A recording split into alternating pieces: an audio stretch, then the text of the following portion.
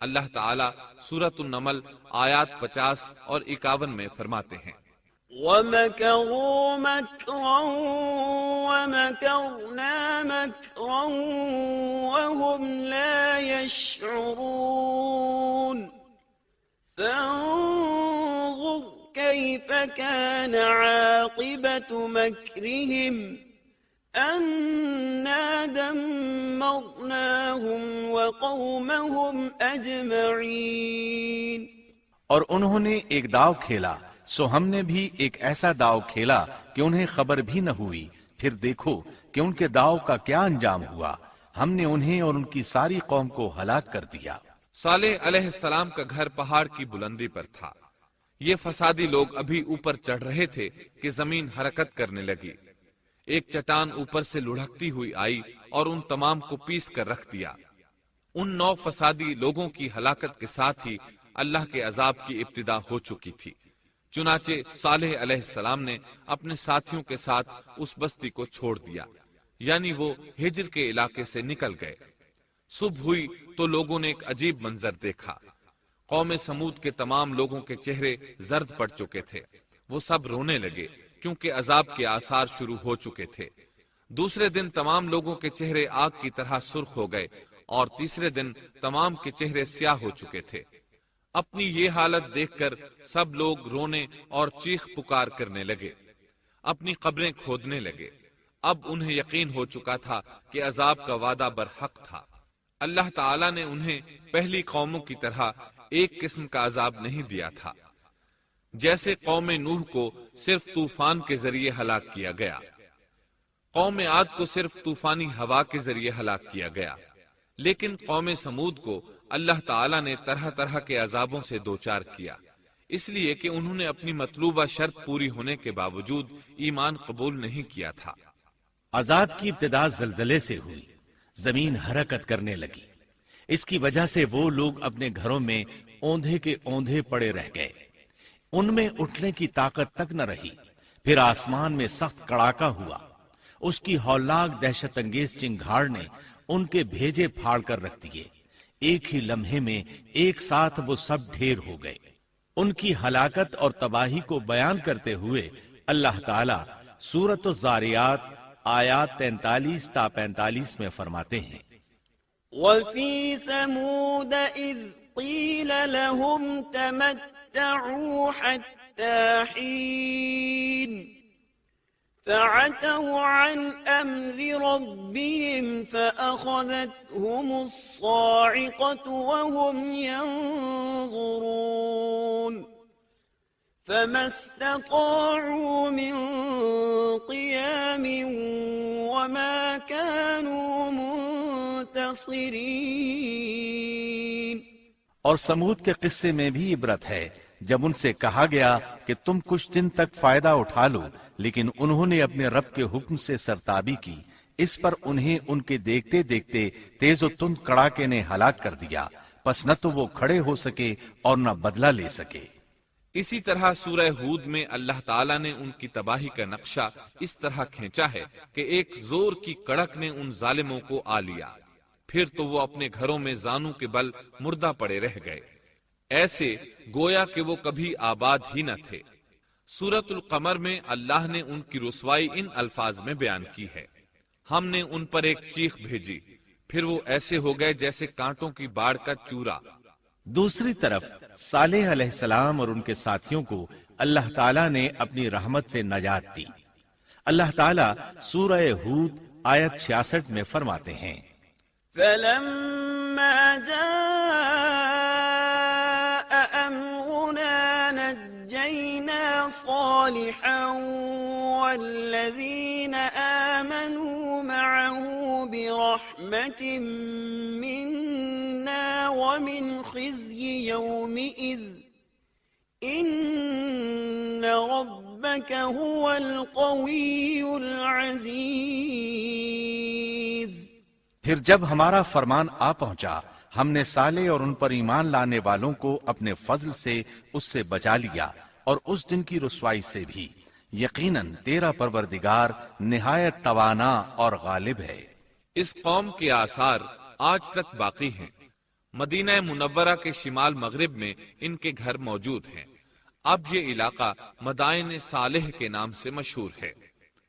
سورۃ النمل میں اللہ تعالیٰ فرماتے ہیں، پس یہ ان کے گھر ہیں جو ان کے ظلم کے سبب ویران پڑے ہیں، بے شک اس میں دانش مندوں کے لیے نشانیاں ہیں۔ اللہ تعالیٰ نے ان کے نشانات کو آج تک باقی رکھا ہے تاکہ بعد میں آنے والوں کو یقین ہو جائے اور کسی قسم کا شک نہ رہے۔ عذاب کے آثار نمودار ہونے پر صالح علیہ السلام نے ان سے فرمایا تھا، اے میری قوم، میں نے تمہیں اپنے پروردگار کا حکم پہنچا دیا تھا اور میں نے تمہاری خیر خواہی کی، لیکن تم لوگ خیر خواہوں کو پسند نہیں کرتے۔ اس کے بعد صالح علیہ السلام اپنے ساتھیوں کے ساتھ وہاں سے ہجرت کر کے فلسطین آ گئے، وہیں رملہ نامی بستی میں رہنے لگے اور یہیں آپ کی وفات ہوئی۔ نبی کریم صلی اللہ علیہ وسلم صحابہ کرام رضی اللہ عنہم کے ساتھ تبوک تشریف لے گئے تو آپ نے مدائن صالح کے قریب قیام فرمایا تھا۔ صحابہ نے ان کنووں سے پانی لے لیا جو قوم سمود کے استعمال میں رہے تھے، کچھ برتن بھی وہاں سے لے لیے۔ آپ کو پتہ چلا تو آپ نے حکم فرمایا، ان برتنوں کو توڑ دو اور اس پانی کو بہا دو اور اس پانی سے جو کھانا تیار کیا ہے اس کو الٹ دو۔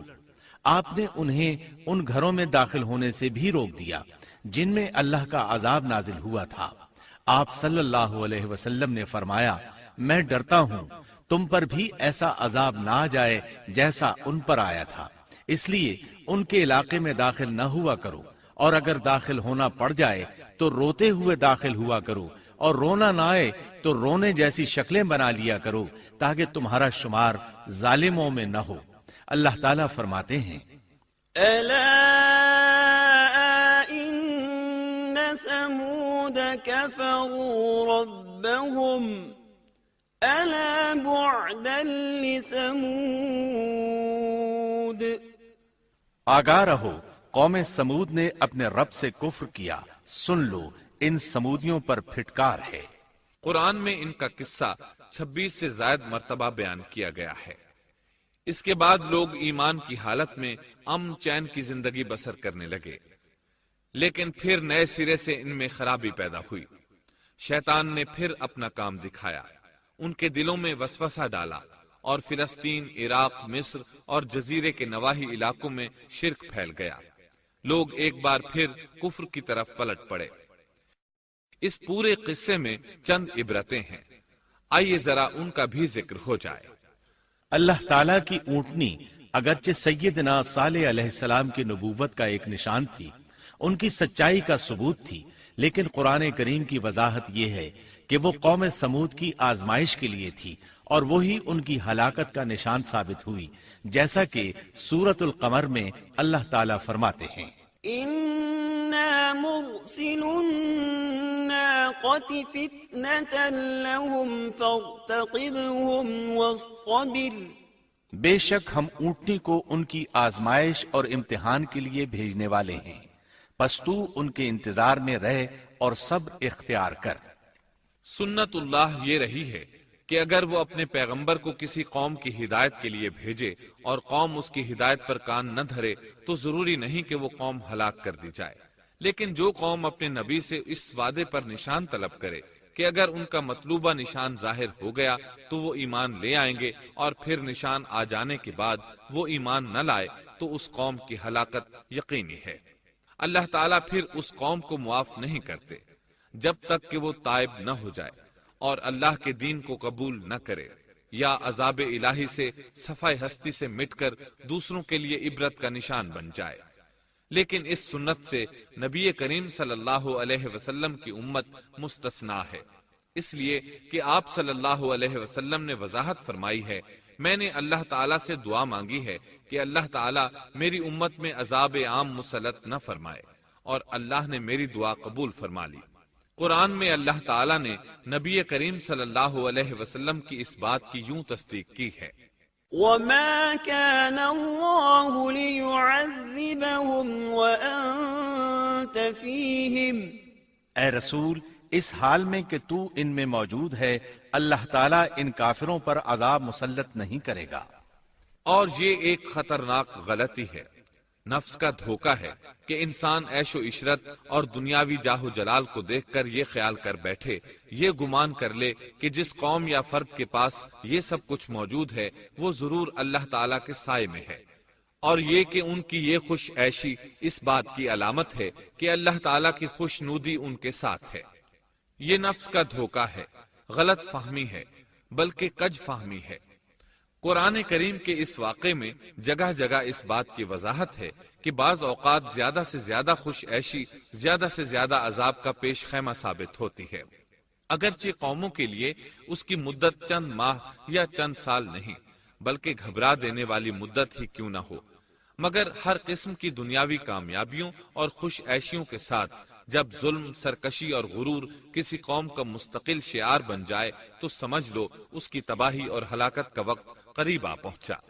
اللہ تعالیٰ فرماتے ہیں، تیرے رب کی پکڑ بہت سخت ہے، لیکن اس کے ساتھ ہی یہ بات بھی ہے کہ کسی قوم میں تمام تر خرابیوں کے باوجود اگر قوم سے اکثر افراد اللہ کے شکر گزار ہوں، اس کے بندوں کے ساتھ انصاف کرنے والے اور آپس میں نیک نیت اور خیر خواہی کرنے والے ہوں تو بلا شبہ وہ اللہ کے ہاں مقبول بندے ہیں، اور انہی کو دنیا اور آخرت کی کامیابیوں کی بشارت ہے، اور انہی کے لیے یہ دنیاوی عیش اللہ کی بے انتہا نعمتوں کی علامت ہے۔